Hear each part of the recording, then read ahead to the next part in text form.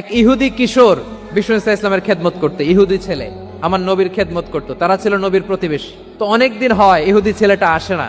বিষ্ণুনবী খোঁজ দিলেন, ঘটনা কি? একটা ইহুদি ছেলে না আমার খেদমতে আসতো, ছেলেটা কই? খোঁজ নিয়ে জানলেন ছেলেটা অসুস্থ। বিষ্ণু ইসলাম ওই ইহুদির বাড়িতে চলে গেলেন ওই ছেলেটাকে দেখা করার জন্য, ভিজিট করার জন্য। সুবহানাল্লাহ পড়বেন না? গেলেন, যে দেখে ইহুদি ছেলেটা মুমূর্ষ, জান যায় যায় ভাব, বিছানায় পড়ে আছে, তার বাবা দাঁড়ানো।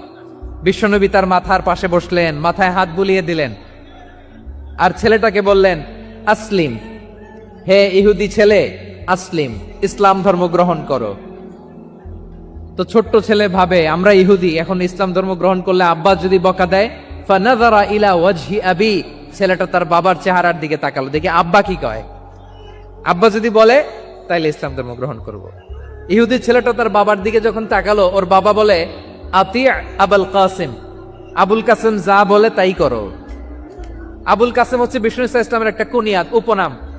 ইহুদি বাবা বলল, আতি আবুল কাসিম, আবুল কাসিম যা বলে তাই শোনো, মানে মোহাম্মদ যা বলে তাই শোনো। এই কথা শুনে ছেলে সাহস পাইছে, ছেলে আবার পড়তে আরম্ভ করলো, আশহাদু আল্লাহ ইলাহা ইল্লাল্লাহ ও আশহাদু আন্না মুহাম্মাদার রাসূলুল্লাহ, পড়েন আল্লাহু আকবার।